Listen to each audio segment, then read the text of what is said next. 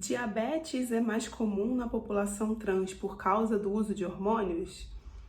Olá, meus amores, tudo bom? Meu nome é Juliana Gabriel, eu sou médica endocrinologista e hoje, dia 14 de novembro, é comemorado o Dia Internacional do Diabetes. Então eu resolvi fazer um vídeo para falar um pouquinho da interseção desses dois temas que aparecem bastante no nosso canal, que é diabetes, por um lado, e a saúde trans, por outro lado. Existem evidências de que os hormônios sexuais, tanto a testosterona quanto o estrogênio, podem modificar o nosso metabolismo e afetar a sensibilidade à insulina e o metabolismo da glicose. A gente vê muito isso principalmente no uso de testosterona em doses suprafisiológicas, ou seja, acima daquelas recomendadas ou acima daquelas que o corpo deveria estar produzindo. E sempre que a gente tiver o uso de doses suprafisiológicas, seja por homens cis que estão usando para academia, seja por pessoas trans em tratamento de hormonização, enfim, ou até um homem cis hipogonádico que esteja, enfim, em excesso de dose porque ainda não fez o ajuste correto, a gente sabe que existe um risco de piora do controle glicêmico. Justamente porque a testosterona, ela predispõe ao acúmulo de gordura visceral e ela pode afetar, consequentemente, o risco de resistência insulínica e o risco de diabetes. Por outro lado, o estrogênio, ele tende a ser protetor no sentido de estimular o acúmulo de gordura subcutânea e reduzir o acúmulo de gordura visceral. E a presença dessa gordura visceral é importante para essa questão da resistência insulínica e o risco de diabetes tipo 2. Mas, por outro lado, um componente progestogênico, a progesterona da reposição hormonal, tanto de mulheres cis na menopausa como da hormonização transfeminina, pode, principalmente em níveis muito elevados, também alterar e afetar esse risco.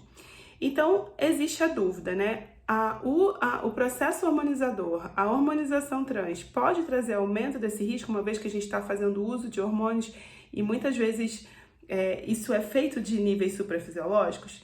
Então, eu fiz um levantamento de literatura científica, eu peguei 3 artigos de revisão muito importantes e recentes de 2022 e 2023, e o que a gente vê nos estudos é o seguinte: sim, o uso de hormônios pode afetar o metabolismo da glicose, mas não existe aumento da prevalência de diabetes na população trans, principalmente na população que está fazendo o uso correto desses hormônios, O que os estudos mostram é que mulheres trans podem ter um risco ligeiramente mais alto do que mulheres cis, mas comparável aos dos homens cis.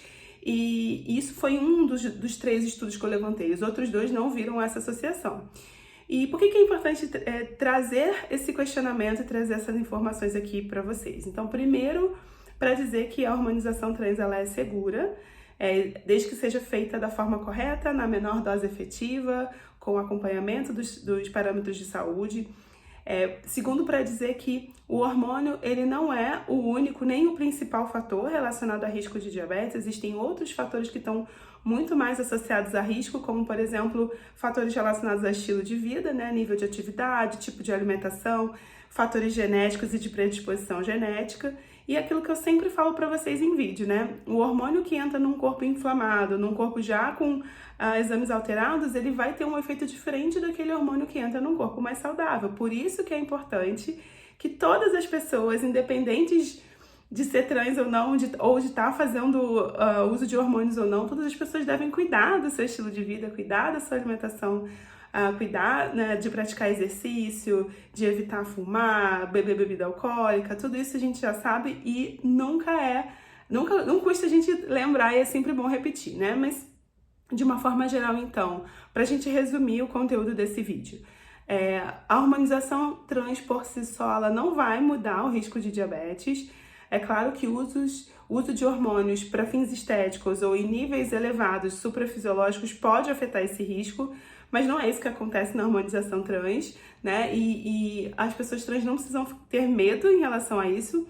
Porém, qualquer pessoa que tenha os outros fatores de risco, seja uma história familiar, enfim, seja fatores de risco relacionados a estilo de vida, devem fazer a sua avaliação, triagem, passar por consulta, fazer uma avaliação de história clínica, anamnese, exame físico e talvez fazer uma triagem laboratorial, com exames para avaliar o seu risco de diabetes.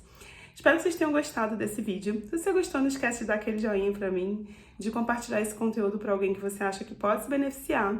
E a gente se vê numa próxima oportunidade.